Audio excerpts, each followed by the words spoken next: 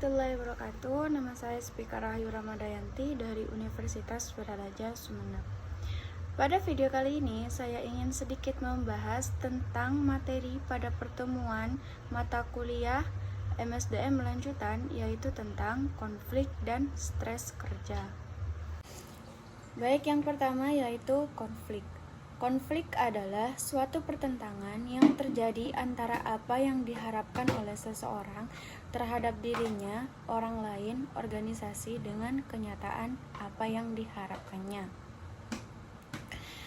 Pandangan konflik yaitu ada 3. Yang pertama, pandangan tradisional. Yang kedua, pandangan perilaku.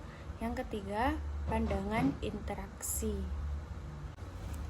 Baik, selanjutnya yaitu bentuk konflik dalam organisasi. Yang pertama, konflik hierarki, yaitu konflik yang terjadi pada tingkatan hierarki organisasi.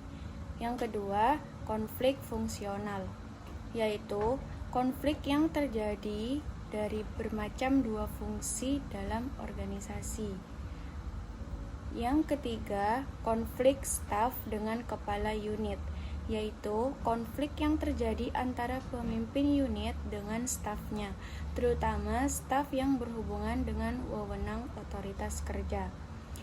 Dan yang terakhir, konflik formal-informal, yaitu konflik yang terjadi yang berhubungan dengan norma yang berlaku di organisasi informal dengan organisasi formal. Baik, selanjutnya yaitu penyebab konflik. Yang pertama, koordinasi kerja yang tidak dilakukan. Yang kedua, ketergantungan dalam pelaksanaan tugas. Yang ketiga, tugas yang tidak jelas atau tidak ada deskripsi jabatan. Yang keempat, perbedaan dalam orientasi kerja. Yang kelima, perbedaan dalam memahami tujuan organisasi. Yang keenam, perbedaan persepsi. Yang ketujuh, sistem kompetensi intensif atau reward.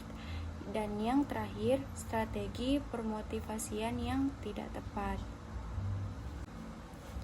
Baik, selanjutnya yaitu mengatasi konflik.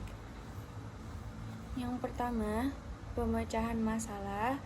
Yang kedua, tujuan tingkat tinggi. Yang ketiga, perluasan sumber. Yang keempat, menghindari konflik. Yang kelima, melicinkan konflik. Yang keenam, kompromi. Yang ketujuh, perintah dari wewenang. Yang kedelapan, mengubah variabel manusia. Yang kesembilan, mengubah variabel struktural. Yang kesepuluh, mengidentifikasi musuh bersama. Baik, yang selanjutnya yaitu stres kerja.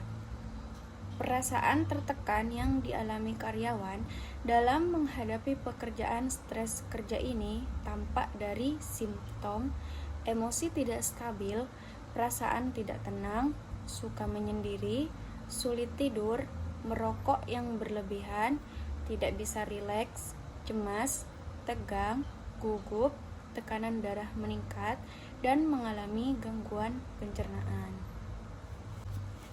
Baik, selanjutnya yaitu penyebab stres kerja. Penyebab stres kerja diantaranya yang pertama, beban kerja yang dirasakan terlalu berat. Yang kedua, waktu kerja yang mendesak. Yang ketiga, kualitas pengawasan kerja yang rendah. Yang keempat, iklim kerja yang tidak sehat.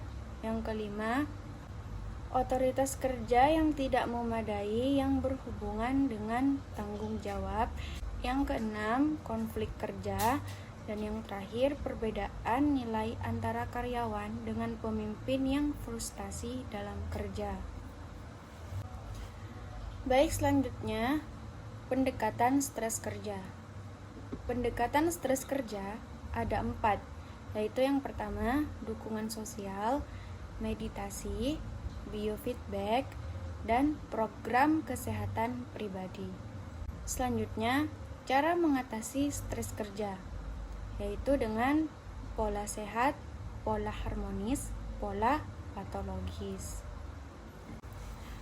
Baik, selanjutnya Untuk menghadapi stres dengan cara sehat atau harmonis dapat dilakukan dengan 3 strategi, yaitu memperkecil dan mengendalikan sumber-sumber stres, menetralkan dampak yang ditimbulkan oleh stres, dan meningkatkan daya tahan pribadi. Baik, itu saja yang dapat saya sampaikan. Semoga video ini bermanfaat. Jika ada kesalahan dalam pengucapan maupun penjelasan dalam video tersebut, mohon dimaafkan. Saya pamit undur diri, kurang lebihnya mohon maaf. Wassalamualaikum warahmatullahi wabarakatuh.